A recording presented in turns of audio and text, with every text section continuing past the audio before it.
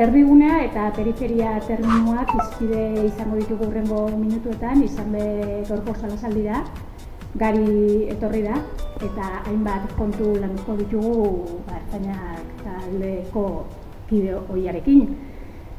Gabon, Gari? Gabon. Eskerrik asko, hemen egotiarren. Gaurkoan, ez dakit eroso sentiu zaran, ohikoa da gertokixen ikustiazu, holako unibertsitateko esparru hontan gela baten aurrian, eroso sentiu zara, gustora gozara? Asko gustatu zait, ez nago ohituta, holako giro batean izaten. Eta responsabilitatea nire kasuan handie, ez? Gustora izan naiz gerora, hasieran oso urduri, normala danez, baina, bueno, erronka bat zan gaur hemen izatea. Jende gaztearen aurrean, ez, bueno, nolabaiteko ibilbidea azaltzea, bere argi eta alde ilunekin. Eta, ez, esango nuke azkenean, bueno, gustora naiz da oain ere bizkar osoa busti-bustia izan, ez? Komentu duzu, ertzainakeko hasiera hori, ez, euretzat izan zen hori azaltzerakoan, gizartea aldatzeko proiektu moduan aurkeztu dutzula, Josuk, eta, bueno, onartu inzebela. Ze ardatzukan proiektu horrek, zergatik onartu zebela?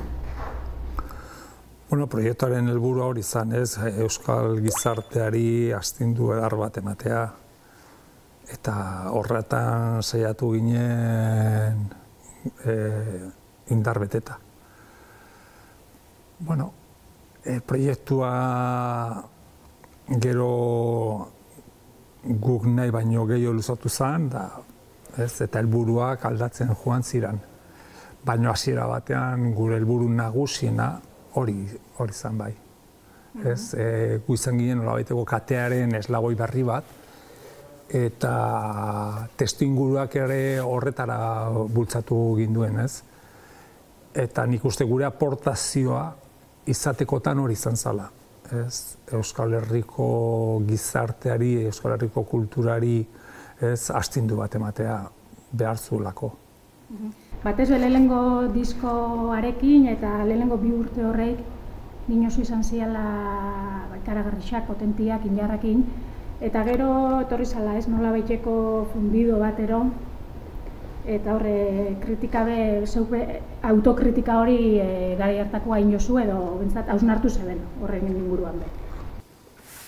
Bueno, proiektuak holako arrakasta lortzen dutenen hain goiz normala izaten da, bueno, desorekak sortzea baita ere, ez? Gure kasuan desoreka handiak sortu ziren arrakasta lortu eta gero, eta bai, aipatu duzun bezala, ez?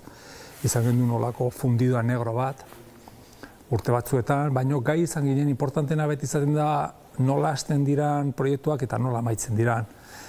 Tartean beti izaten dira, zeharkaldiaren bitxikeriak, eta nik uste azkenengo urteetan behintzat saiatu ginela proiektua bazeuken baita bere karga ideologikoa importantea, ez?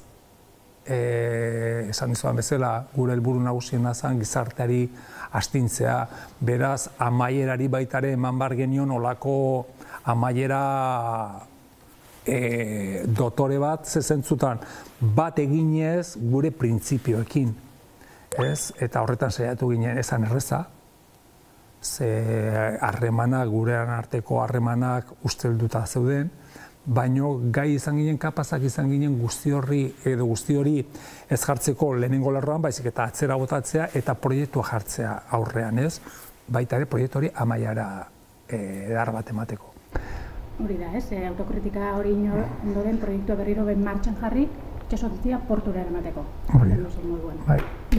Komentu duzu, ideologia aldetik behar bada bagaten bat dauela markatuago edo, baina zuik ez zinaila nolabait politikoekin etxaiak zinaila.